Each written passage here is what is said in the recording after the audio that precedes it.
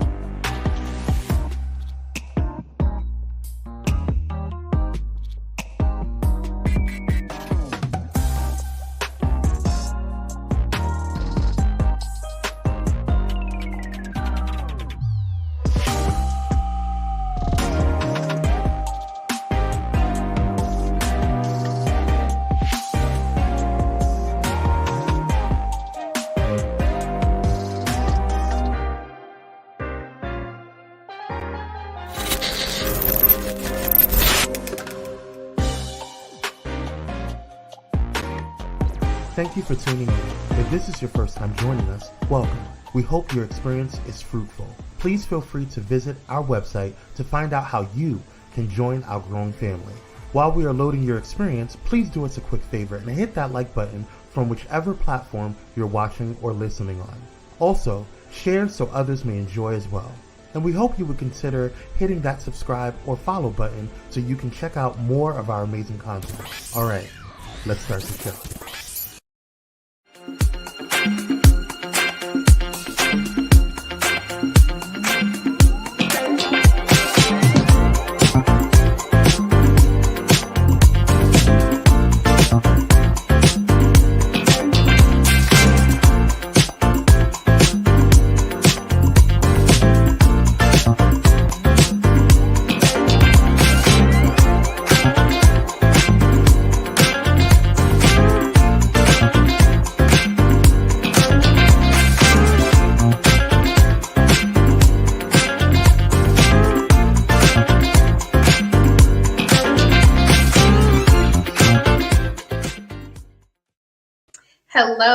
Hello. Happy Wednesday and welcome to April. I'm Tasha Champion, the Shenomenal coach of Champion Empowerment. Always teaching you to love the champion you are. And we are back with a brand new episode of She is Shenomenal. And today I have two beautiful sisters that are doulas. And I've been wanting to do an episode about doulas for a very long time. So we're going to be chatting with Ciara and Adia Shabazz about why Black women should really consider having a doula. You guys know I've done a few health episodes these past few weeks dealing with the dealing with the health of Black women and why we need support, why we sometimes need someone to help us advocate for ourselves, because we tend to be the bottom of the totem pole when it comes to our health concerns. A lot of medical providers don't listen to us. We are oftentimes ignored in the hospitals. And so today I really wanted to bring them on so we could really talk about what does that mean and what does it look like for you when you are pregnant. Hi, Rochelle. Thank you so much for joining. I also want to mention before we just get into this conversation, I've been spending a couple of days in Los Angeles. Many of you know that I live like in the desert area, and I'm in an area where I can actually walk to local shops, walk to local cafes, and just get out and enjoy beautiful weather, sunshine, trees, flowers. And when you're in the desert, you don't often see that.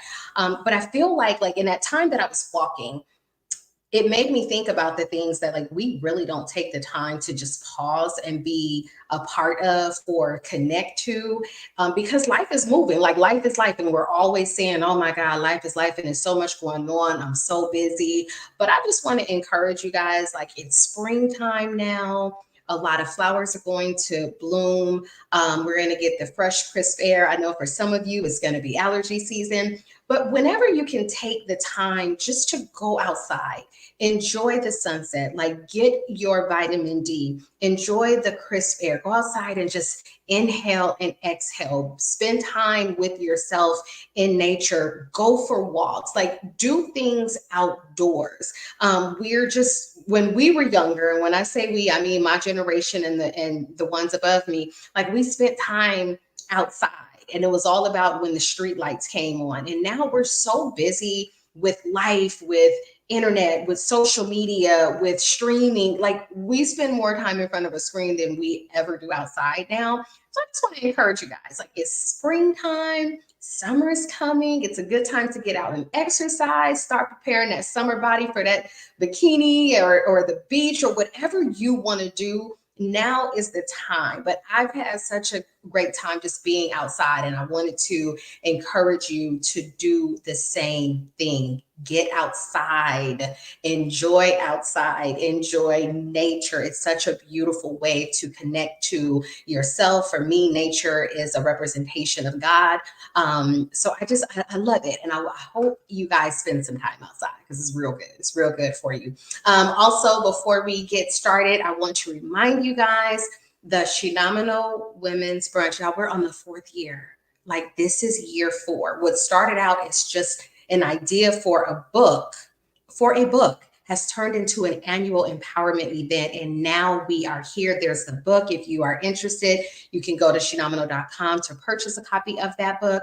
But right now, if you go to Shenomenalbrunch.com, I have an incredible savings for those as a thank you to those who are ready to take action and secure their seat.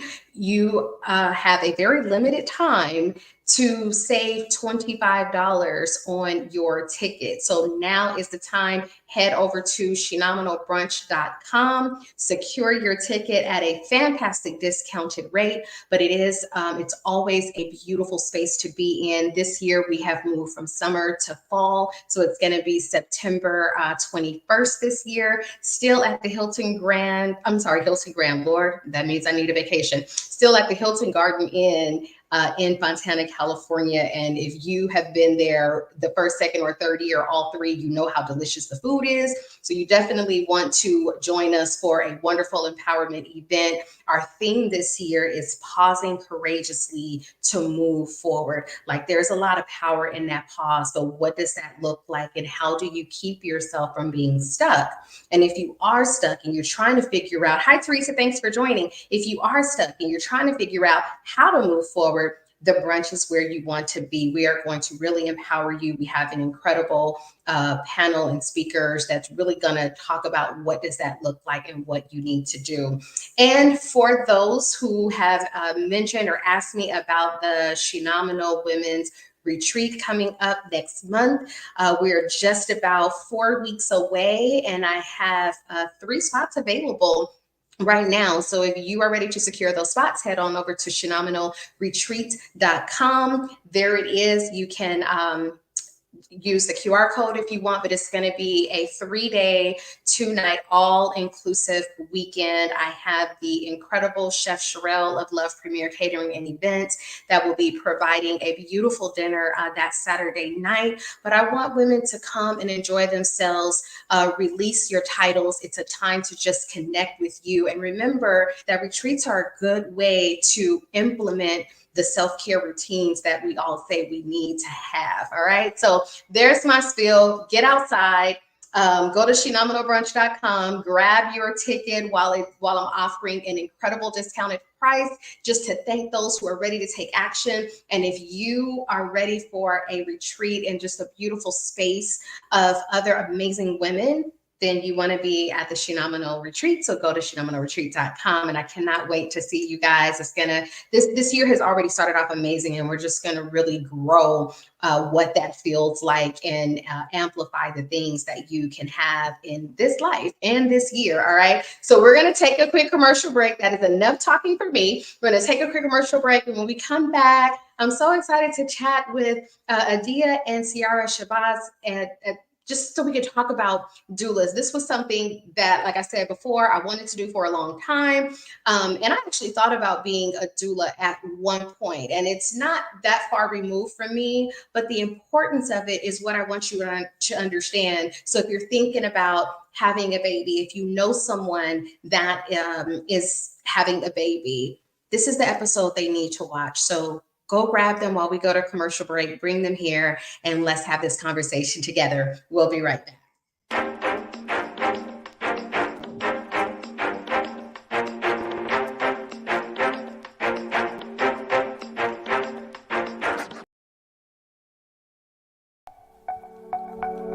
Are you ready for enlightening conversations that transcend boundaries? Get ready for Conversations with Clergy, brought to you by the HIV Vaccine Trials Network. In partnership with the world's largest publicly funded international collaboration, the HVTN is dedicated to evaluating vaccines to prevent HIV and COVID-19.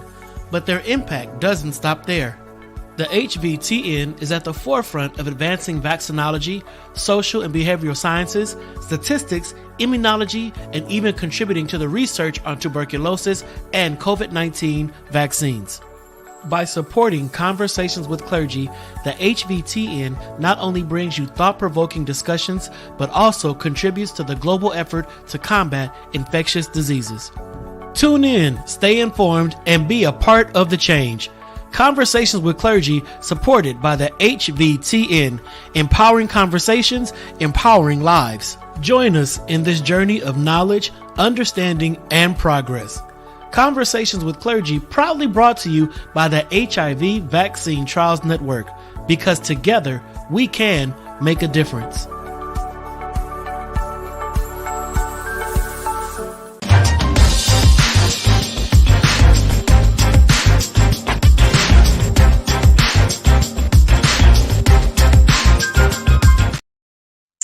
Welcome back. Welcome back. All right, we're going to bring on two just absolute beautiful women who are doulas for Black women. They are with Soul Sister Doulas, and we get to have just a wonderful conversation on what it means and why you should consider it if you are ready to have a baby or maybe even your next baby. But let's welcome our guest.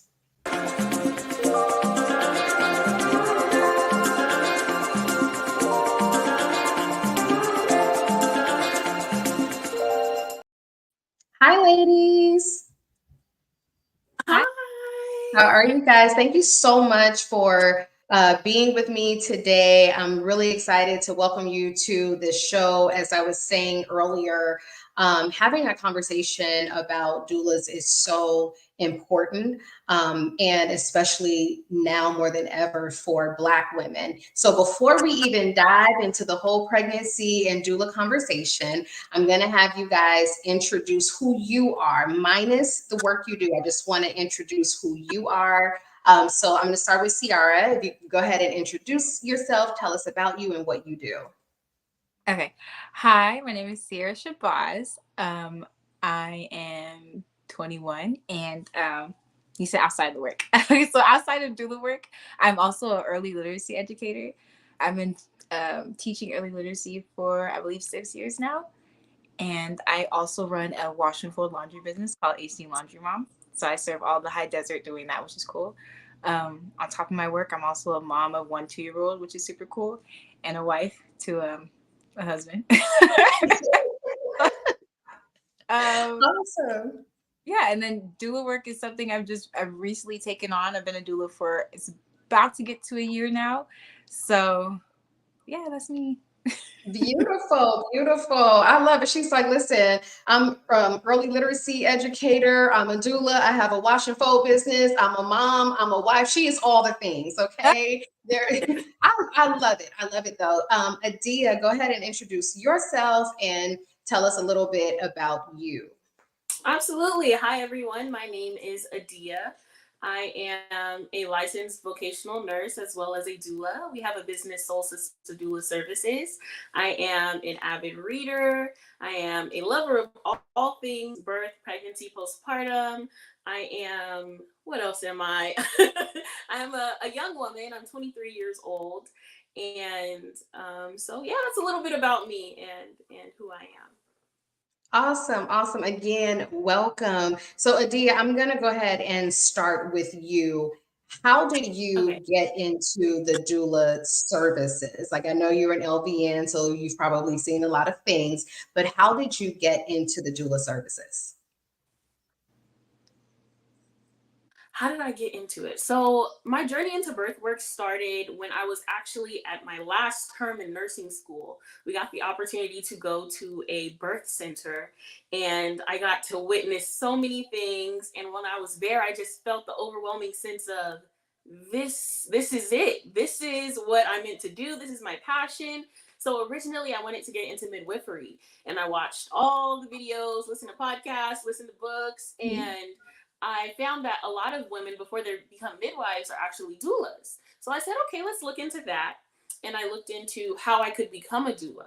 And then I stumbled across an in-person doula training, which is where I ended up being trained. It was Grounded Beginnings in Sankofa, and it was sponsored by IHP as well as Loma Linda. So I took that training, and then that's kind of what got the ball running. We opened up our company, and then now we're just, taking it all the way. So that's a little bit about my birth work journey. Yeah. Beautiful, beautiful. Ciara, same question. Like, how did you get into becoming a doula, and why was it important to you? So I also started with the training with Sankofa, the Sankofa Birth Workers Collective. It was a wonderful training. And after doing the training, I didn't realize how much I would enjoy being a doula until after I got my first client. And it was such a beautiful experience. And I was like, oh my gosh, I want to do this over and over and over again. And that's what got me to stick with it. What got me first interested, or I would say what was fueled my passion when it comes to birth work, is me having my own daughter. She's 2. Her name is Kinza. She's amazing. And once I was pregnant with her, I was very lost. I didn't know about all the different resources. I was really scared, didn't know what was really going on. To be honest with me, I knew I was pregnant. But outside all of that, all the different things I would be experiencing, and even just postpartum. So even when I had her, I said yes to everything. When it came to the epidural, just give me everything, not knowing what everything was. And after I had her, I was just thinking about, okay, now I have her here. Now what? And that's a whole another phase, postpartum phase, that people don't even talk about. Right. So I was thinking, how can I receive, like, I know that there's other ways around this, and I can receive the help that I need. And after experiencing being a doula and having the clients that I have had, being able to provide those people with the experiences that they not only want but need has just been just an amazing experience. And it always takes me back to mine and thinking, like, this is crazy. All these other women that are able to have this experience, I want to be able to support them and give that to them in any way that I can.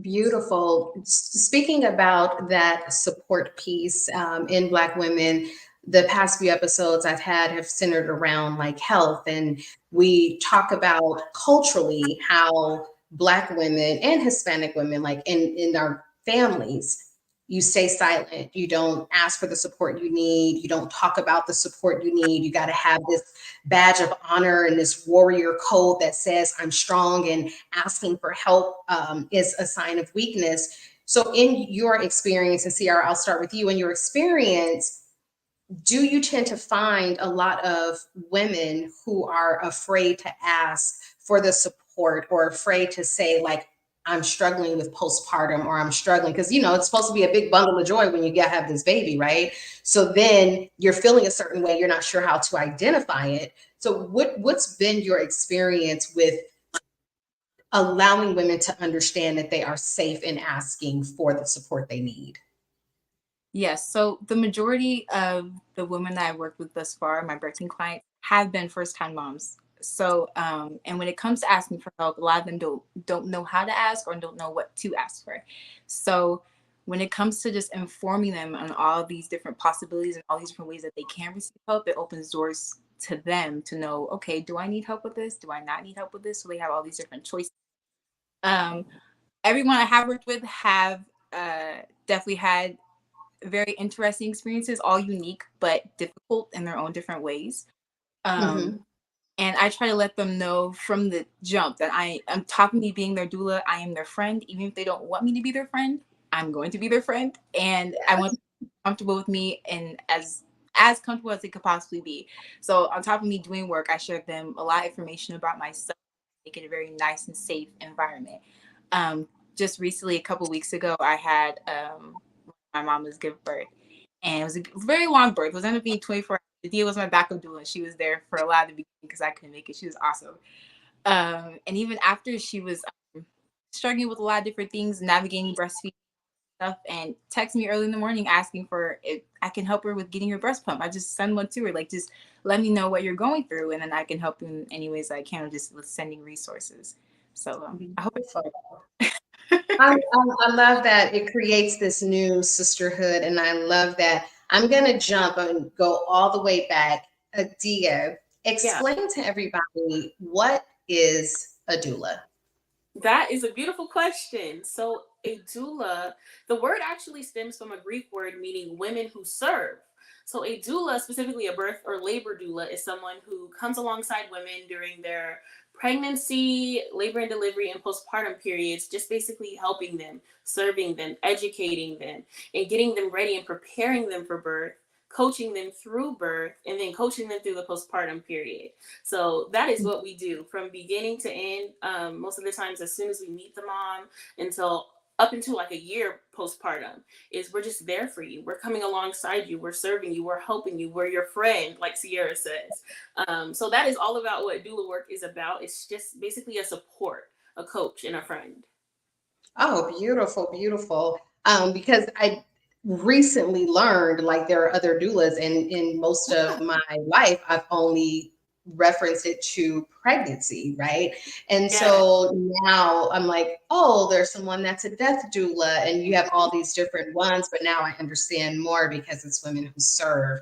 But it is such a beautiful word, because the minute you hear it, for me, there's this warmth that's associated with the word doula, which is what I really like.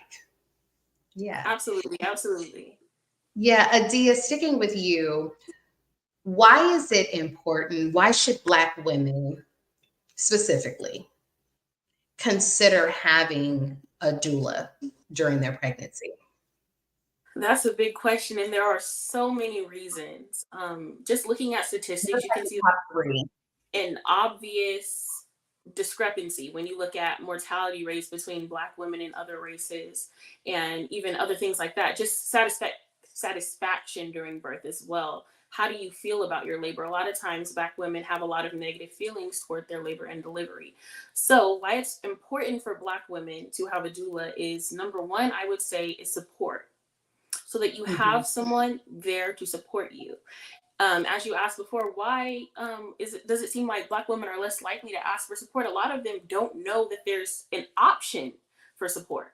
So a doula is there to support you emotionally, physically, spiritually. We're there to help you along the way, to let you know, hey, you don't have to do this alone. So I'd say number one, why Black women need doulas is support. Number two, I would say as stress relief, because a part of support, is that relieving that stress, make you feel more comfortable. A lot of Black women have a lot of stress and anxiety going into hospitals and situations like that, where there's doctors and nurses, everybody running around. They feel uncomfortable, which raises blood pressure, which leads to all these other interventions, right? So when you have that doula and you're like, oh, this is my friend, but guess what? My friend knows. She knows all this information about birth. She knows what's going on. She can explain these things to me. That's why it's important for Black women to have doulas, because not only are we there to support you, not only are we there to relieve your stress, but we can also help you advocate for yourself. We know the ins and outs of birth, so we can help you to understand, hey, you know what?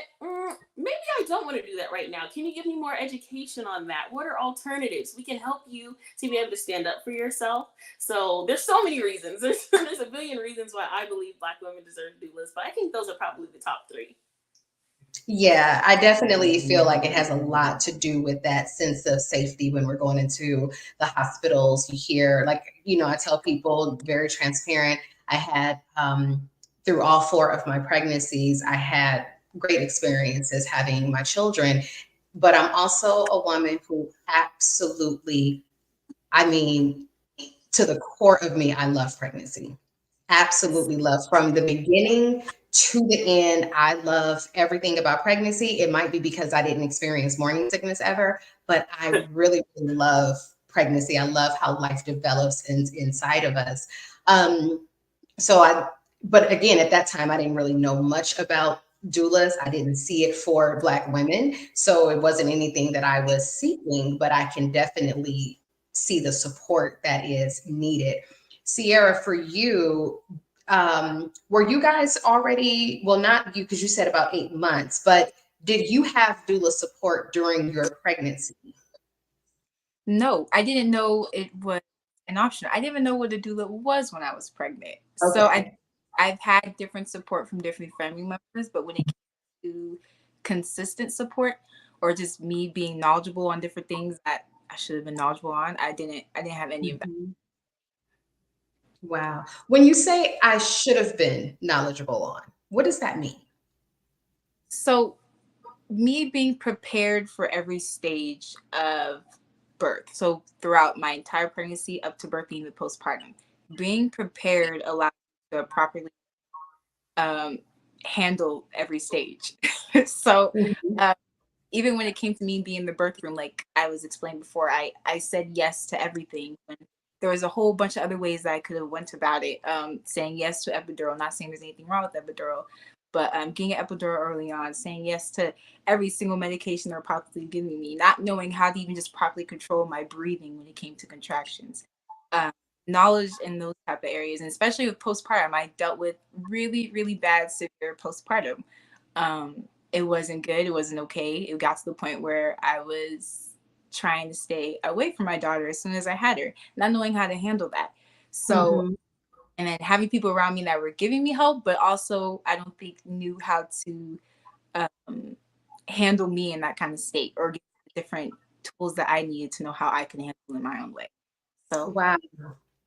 Thank you for that. I want to stick to this postpartum piece because I feel like this conversation may help someone recognize that they might be having postpartum concerns. It may also help another woman to understand that she's not by herself and that there's someone that hears her and there's someone that sees her. Because I'm going to, you guys know I'm transparent across the board. I'm going to be totally honest right now. When I first heard of the word postpartum, I thought it was more about women. It's like when you're pregnant, everything is like, oh my God, you're going to have a baby. There's so much attention around you. You have that baby and you no longer exist. You answer the phone and people are like, where's the baby? How's the baby? No one asked about you. So I kind of felt like postpartum was all about the missing attention that you were used to having for, let's say a 7 or 8 month period once people can start seeing that you're pregnant. And that was to my own ignorance, right? But explain, what is postpartum? And Adia, we'll go back to you. What is postpartum and what are some of the signs that maybe women should be mindful of? I am so glad that you asked me this question. Postpartum is the time period after you give birth. So that is what postpartum is. Now, there's lots of different postpartum mood disorders like postpartum depression, postpartum anxiety, postpartum rage. And I'd like to separate those two because Mhm. everyone who has a baby goes through a postpartum period. And that should be a good thing, right? There's a prenatal period, there's a postpartum period. So postpartum as a whole is good. Now, when it comes to postpartum mood disorders, there's a lot of things we want to be on the lookout for. Immediately postpartum, there's typically a period that women go through. It's called baby blues. So that's just a regular period of sadness. You know, you might cry a lot after you just give birth. You might feel a little down, but that's just that's normal. So that's a thing that most, women may go through. Now, postpartum depression is typically longer, it's drawn out, and sometimes it comes a little bit later after their pregnancy. So if you Mhm. are, maybe feeling thoughts of suicide or hurting yourself or your baby, if you are just so out of it, you feel like you can't get up out of bed, you no longer feel a will to live, you're doing these things, maybe you're just distancing yourself from the baby. And you're like, Mhm. y'all take care of the baby, y'all take care of them. I'm gonna just lay down, you feed the baby, you do the diapers, you all that. Yep, you're doing that that's something maybe we might want to look at and worry about. There's different tests, so you can go to a licensed psychologist or things like that, or even just your primary care doctor who should be able to help with that. But if you're feeling those types of signs, that's something that should definitely be looked into, because there are support for women who are going through postpartum depression and some of these other mood disorders. So there is help for you, but it's important to know what is normal and what is not so that you can work on that. Wow. Sita says, sometimes I believe women can have postpartum up to 5 years. Has that been your understanding and or experience? Absolutely. The postpartum period is longer than a lot of people make it seem. They'll be like, okay, postpartum about 3 months, wrap it up. Time to move on to the next thing. Absolutely not. It's something that's long and drawn out, because your body goes through so many changes during this time of pregnancy, right? We're going through so many things. It takes 9 months to fully form your baby. So why would you be perfectly up and ready to go in a couple of weeks? You know what I mean? So yes, up to 5 years typically is what they will say. I like that you said that. We're going to get ready to take a quick commercial break, but y'all got me in my feelings and y'all got me having some guilt right now, because, in not understanding postpartum, when I saw a woman, Rochelle says, I didn't know that it lasted so long. Listen, Rochelle, I didn't either. But the reason y'all have me in my feelings is because when I would see women like that didn't want to engage with their baby, I was like, oh, lazy mom. Like, dang, you had a baby. Like, what did you think? The baby was never going to cry? Like, I went into complete judgment, right? So now I feel bad. So let me just go back and, hey, sorry, y'all, even though I didn't say it to them. But I just want to, universally apologize, because that's my own ignorance. That's what I felt. And I'm sure that women that are dealing with that feel that type of energy from other women, especially other moms. Absolutely. Yeah. It's all about knowledge, though. And you guys are definitely dropping some knowledge. We're going to take a quick commercial break. So I'm going to give you guys something to think about. I want you to think about what has been like your most memorable experience on both ends. One that was like super, oh my God, this is beautiful, this is amazing. And one that was like, oh my God, I didn't know I was going to make it through this, child. So I want to hear like what has been your experience. So stay right here. We're chatting with Adia and Ciara Shabazz, two beautiful soul sister doulas. But we'll be right back after this commercial break.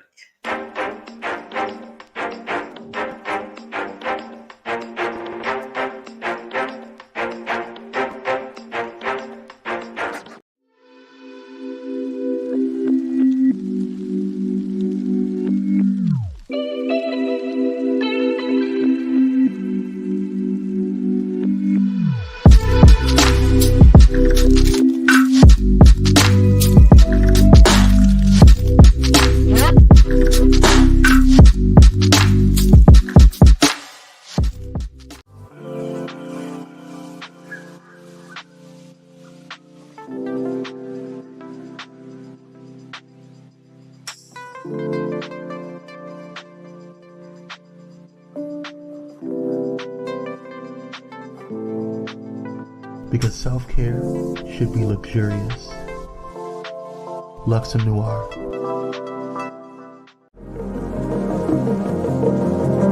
Hey pilots, did you know that you can now catch the electrifying sounds of Bullet and Flight Radio anywhere you go? Yes, you heard it right.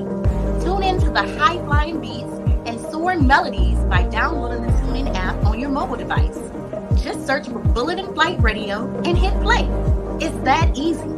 And if you have a smart device like Alexa or Google, just say, hey Google or Alexa, play Bullet and Flight Radio on TuneIn. Experience the rush of adrenaline wherever you are.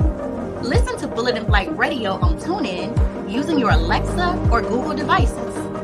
Soaring through the skies has never sounded this good. Don't miss out on the ultimate musical journey.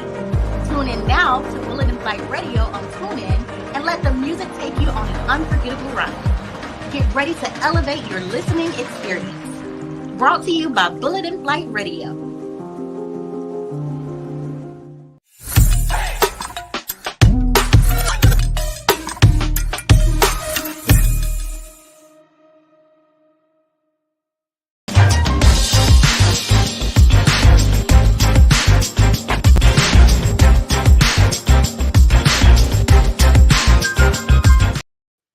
welcome back. And before you guys answer the question I gave before the commercial break, quick shout out to Pyro Media Network and Bullet in Flight Radio for joining as a sponsor of the 4th annual Shenomenal Women's Brunch.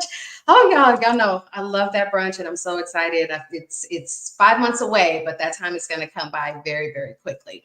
Anyway, we're talking to Adia and Ciara Shabazz, and they are Soul Sister Doula Services, and they offer doulas for women, and we're talking about why it's important, especially for Black women.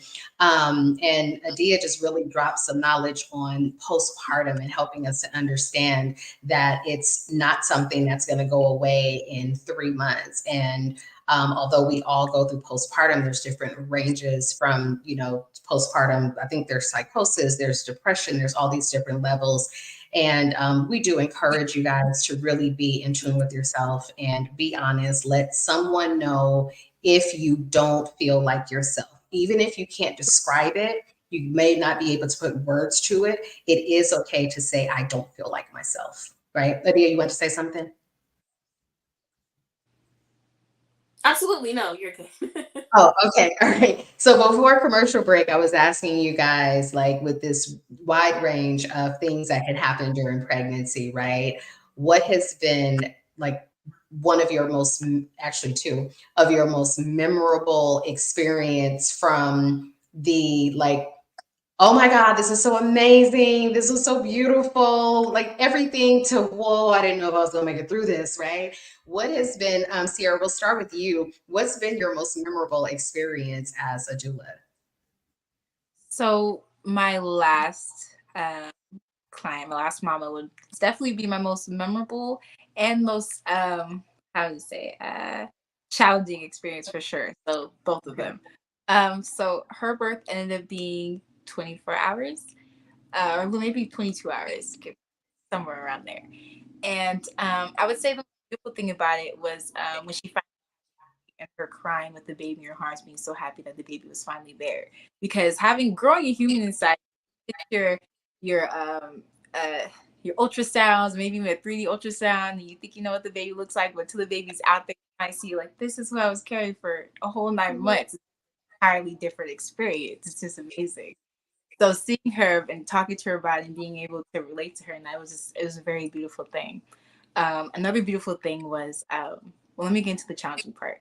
So she had a very difficult labor. Um, her baby was, what's the term? Acylation. I think I'm saying it wrong. I know I'm saying it wrong. But when the baby tilted in the womb or the shoulders are in the way, the baby can't come out in its natural birthing position how it's supposed to. So there was that issue that we were facing while she was in labor. They were very quick to say that they wanted to give her a C-section, an emergency C-section, because that was happening. After we tried different birthing positions, we were doing hands-on, all that stuff, different positions. Sorry, I'm losing my words. The baby back into his natural position, so the baby was able to come out how she was supposed to. And I think me being there, having a doula to recommend those type of things, because when you're in a hospital room, a lot of different doctors are very quick to give a C-section. And it's not a positive thing most of the time for women. Sometimes it has to happen depending on the circumstances. But if there is around it, then we're going to work around it. And we were able to do that. And she was just so, it was very emotional for her, but we were able to get through all of it and finding the baby a happy, healthy birth. Her mom, amazing. After our first postpartum visit with our moms, we give them kind of like a, not a question, but ask them how did they feel about their experience with us being as their doula. And one thing that she told me was that she was very happy being there because she felt like she wasn't being heard, and me being there, being able to voice out her concerns. She would tell me something, and she felt like the nurses were agitated with her when no one should be agitated with her. She's the one in labor. No one should be having a problem with her. So having that extra person to be able to say what they need to say was very helpful for her. She was just really thankful. And I think that made me so happy because that's what I was there for. That's what I wanted to do for her. And I was happy I was able to do that for her. Yeah, that's beautiful, and I do agree. They don't always listen. When I had my daughter, is she was my first, and I had gotten the epidural. I tried Demerol, y'all. I did. I tried, and she said, "Wait 5 minutes," and I watched the clock rotate 5 times around. And on that fifth minute, I had a contraction, and I was like, "Give me drugs, illegal, but what I need is something that's gonna stop this pain, right?" And at the time that they were doing the epidural, I could feel my daughter. I was like, wait, I might be having her. And so I laid back and she said, no, this is your first pregnancy. Like, it's going to be a while, which is not what I wanted to hear with that kind of pain. And so I kept saying, no, I think my baby is coming. It's coming. She's coming. She's coming. And the nurse was very for sure that it probably wasn't. So she was like, well, let me just check you. And she just lifted my gown and she goes, call the doctor. She's having the baby. So I think we know our bodies better than anyone else, even when it's your first. Like, my body is feeling differently. And I think we have to be able to speak up for ourselves. So I love the fact that for those who feel like, I don't want to start anything. I don't want to have a confrontation. Like, you're there to be their voice. And so many of us do need that. I'll scream to the ends of earth when you're not listening to me, but not everybody can do that. And so I appreciate the fact that you're there to be someone's voice that's so needed, especially a woman with contractions. You're kind of weak too. Like, you're not weak as in, ooh, but it's, if you had a baby, that's what I'll say. Adia, same question to you. Like, what was like your most bliss and what was your most challenging? That's a great question. So, for my most just blissful experience, I would say is the first mom that I helped. It was her second baby. The first experience, she was like, "No, ma'am, it went horribly." She said, it basically, like, physically she was even hurt after birth, basically, because of Mm. how she didn't know what she was getting into. She went in there with no support and not knowledge of what basically she was going to experience. And so I actually Mhm. met her at the dollar store, and I walked up to her and I said, hi, do you have a doula? And she said, what's that? And I told her, and then we ended up hooking up, and her birth was everything we wanted it to be. So Oh, one of the things we do prenatally is make a birth plan, or help them make a birth plan, or put it together with them. And she was very specific, and she wants to labor at home as much as possible. She doesn't want to do all the extras when she gets to the hospital. She just wants to basically have the baby there. And that is exactly what happened. We got there, she's 9 centimeters, and she's ready to push the baby out. Her labor was quicker this time, and it just went exactly how we wanted it to go and exactly how she wanted it to go. So I think right. that was the best experience, basically giving somebody their dream birth. Because, we can create all these stories in our head of how we want birth to go. And a lot of times it doesn't go that way. But for her, it did. And I was just so grateful that I could be a part of that experience. Right. Um, Especially for your first experience. That's pretty awesome. Absolutely, Yeah. absolutely. It was just amazing. And I don't necessarily have a negative one. So far, that's good. So so I'm glad about that experience. But I'd say I've heard enough negative to know that I definitely, I'm trying to make as many positive birth stories as possible, because I've heard from so many Black women specifically about how their birth went and it didn't go the way they wanted it to. They didn't feel supported. They didn't feel heard. Maybe they even felt neglected. So I want to, we want to turn around that narrative for Black women and try to give them, as many positive stories as possible. Wow. Yes. Take us through the process of becoming a doula. Like, you have this idea, like you said, you were there. Teresa says, as a 33-year-old first time pregnant, I was able to have a natural delivery without medication because I had a doctor that trusted me, that trusted with those that care for us. Is so important. It's so important and knowledgeable. Listen, let me tell y'all something. All hail to the queens who give birth with no drugs.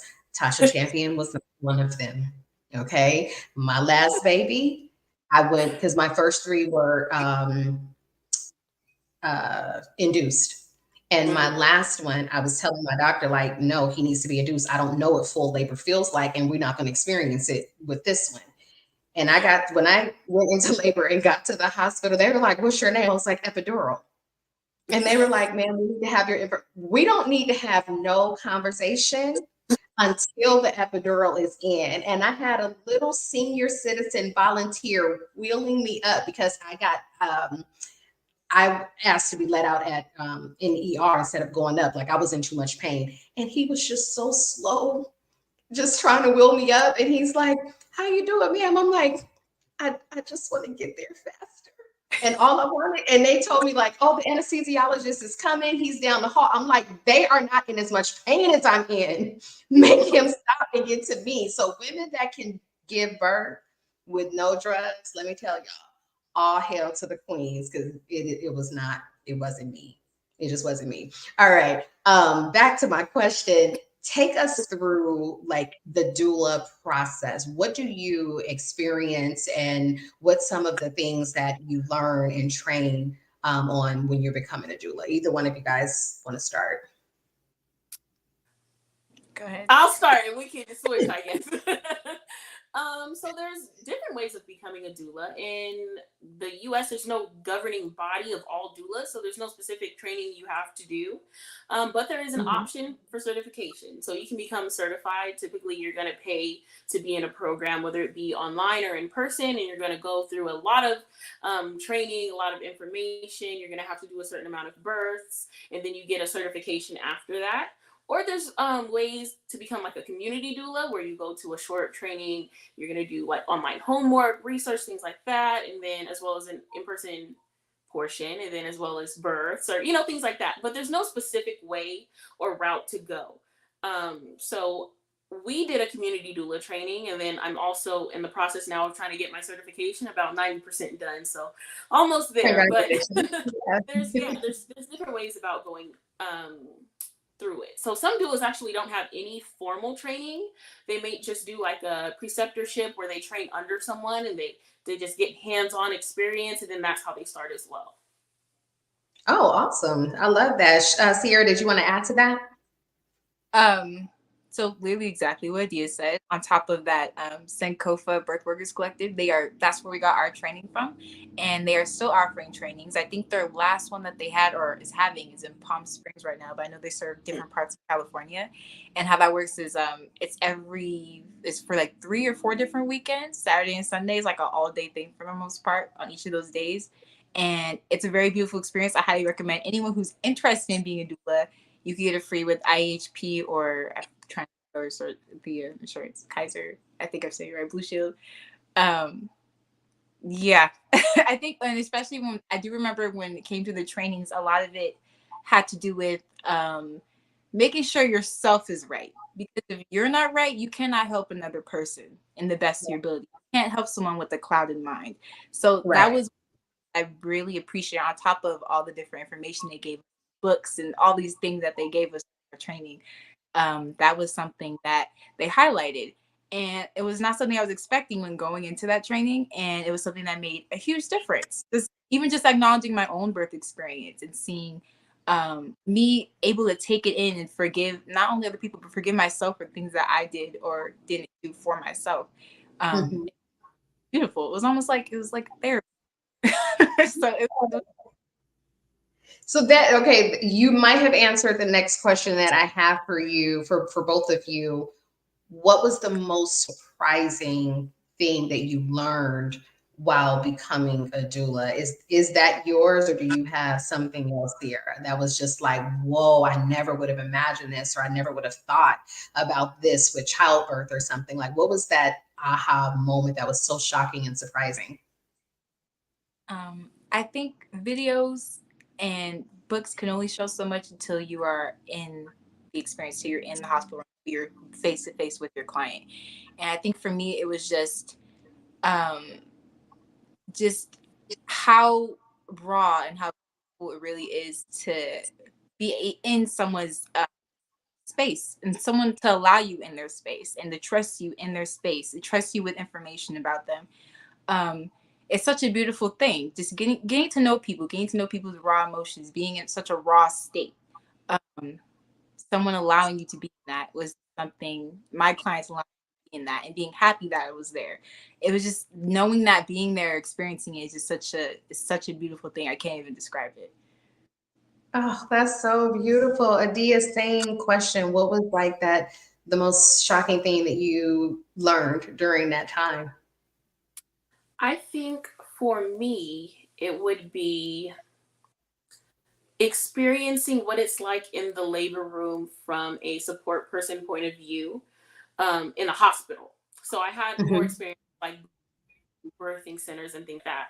So as you know, I'm a licensed vocational nurse. So I have a little bit of experience with nursing, working with other nurses and doctors and things like that. I didn't have much experience being the support person role on the opposite end. So to me, what was shocking, which, of course you hear about it and you know about it from stories, but going in there and seeing how people just move like they have order, like, this is what we do. As soon as you come in, we're going to give you an IV. Wait. That's an option. So you have they have the option to say yes or no based on how they feel, whether they want the IV, whether they want a stat lock, whether, things like that. So I think it was interesting seeing how basically they will tell you what you are going to do versus giving you the option to pick and choose what you'd like to do. So I think that was important. And that's where the advocacy jumps right in, where you say, wait, what are the benefits? He's got some options. Wow, I'm 4 kids deep in, and I'm like, I did not know that. I think when you get to a hospital and they give you an IV, it is what it is. Never, ever knew that. Hi, Keisha. Thank you so much for joining. Sita asked, do you have a better experience with Black doctors versus other cultures? Mm. Well, my experience, I've had my very first birth experience, I wasn't able to be in the labor room. My client had an emergency C-section, wasn't able to contact me, and I didn't see her till after she had her emergency C-section. So I was able to experience being with the doctor. My latest one was with a Caucasian midwife, and I wouldn't say it was very negative. I think that she respected everything that my client wanted on her birth plan, along with the nurses. I think I know people. I don't know if I can't answer that because I haven't experienced multiple cultures and multiple doctors. I can't say And for that's my own. understandable. I can't say from my own experience, especially my latest one was with RNs, and they hated my guts. They hated that I was there, and because people want to be able to have control over situations. So seeing another person there, I guess, could be aggravating or irritating, especially when you're questioning them on what they're doing. I remember just her heart monitor kept beeping and beeping. I'm just like, okay, what's going on? You guys gonna check this? What's going on? I was getting on them every 5 seconds. Not trying to be annoying, is because my client's uncomfortable. I need your help to make sure she's having a comfortable experience. So I haven't had negative experience with any doctors, just with some nurses. Yeah, I'm gonna shoot this back to Adia because of that. In my mind, I'm thinking, I'm an RN, you're a doula. What do you know? Adia, is that kind of the tone that happens I sometimes? I think that it can be that, for sure. It can be, I know more than you. You don't have a nursing degree. Why are you here? Or it Right. can also be, you're getting in my way from doing what I want to do. I don't Mm-hmm. want to follow their birth plan. I want to do what I do for every other mother, which is, as soon as you come in, we're giving you meds. I'm going to give you Pitocin. I'm going to put you on this. I'm going to put you on that. We're definitely doing an epidural. We're doing all of these things. You just want to do all these things. And a doula is there to advocate for the patient, meaning it's somebody who's talking back or maybe helping them talk back to you. And people don't like that because, it's stopping, it's cramping their style. So Mm-hmm. I definitely think that is where a lot of the kind of tension can come in. Luckily, I've had positive experiences in that way too, where the nurses can kind of take a step back actually, and they're like, "Oh, you got this." Oh, that's good. It depends on which hospital you're at. It depends on individual nurses and personalities. So I think it just really depends. Yeah, Keisha says she had one with her middle child, which, now looking back, I cannot have any more children, but I'm okay, maybe I do need to do it. Like I said, I love pregnancy. So that probably was something that I wish I had known more about to have that experience. I mean, honestly, I went by what the elders said, like my mom and above. If they say you go to the hospital, you're in labor, you're going to feel this, like it's just the repetitiveness of what's been said. And you just think that's what's available and that's what you have to do. So that's kind of what I did, right? I'm going to have you guys answer this in like 35, 40 seconds or less, because then I want to have, ask you guys how people can get in contact with you. How do you guys, well, Adia, you said you, for the most part, haven't had like a wild experience. So I'm going to shoot this to Ciara. How have you been able to maintain your calm? Because I know me, like I'm a mama bear, and if you are not listening to my client and she's in labor, I'm not saying I'm going to go off, but I might get a little strong, like tone strong with you, right? How do you maintain that calm in that moment so that you're calm for your patient and also for yourself? So you and me, I thought it was after. Okay, so maintain my calm.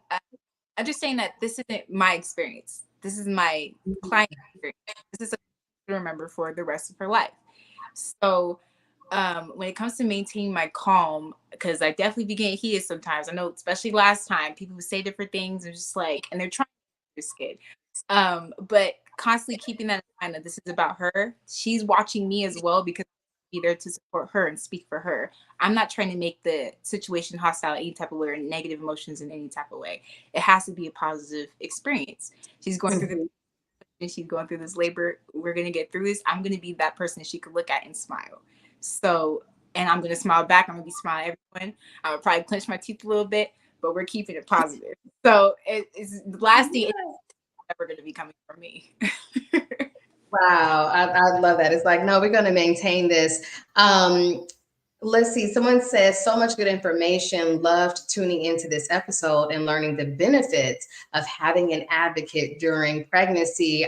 Thank you so much.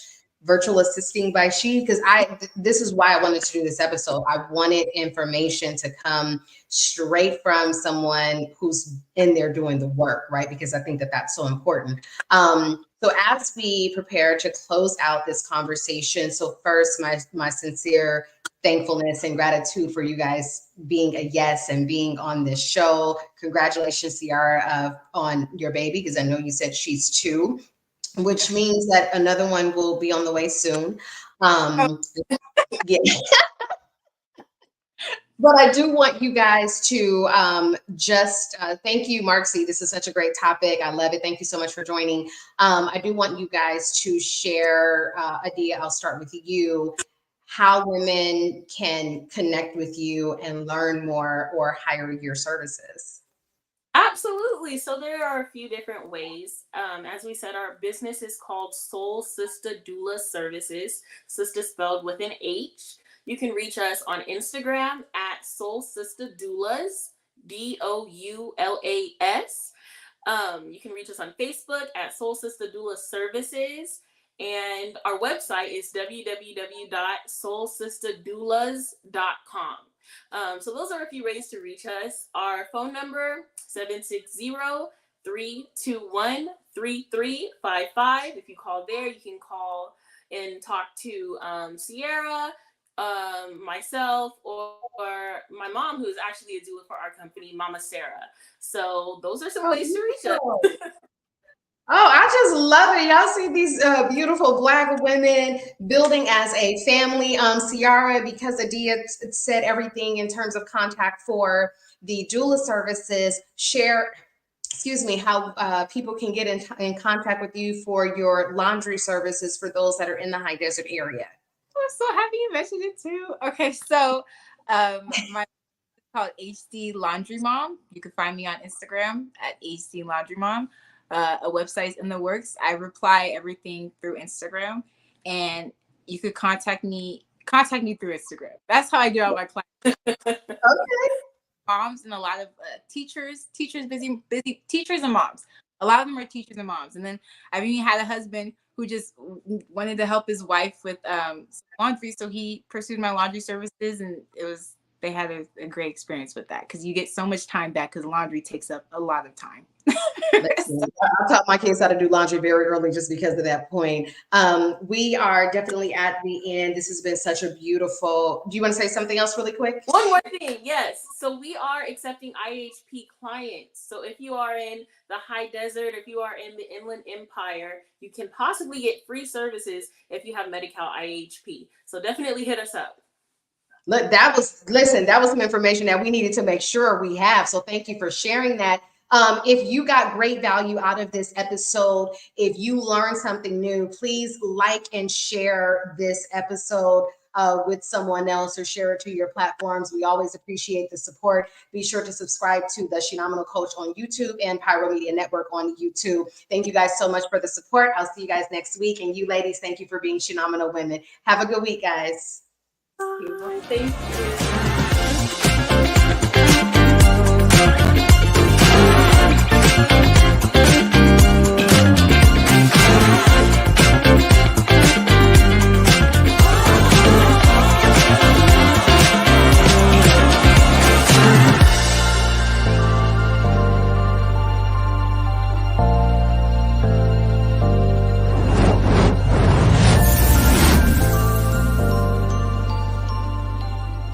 Thank you for watching Pyro Media Network. For more information, please visit pyromedianetwork.com.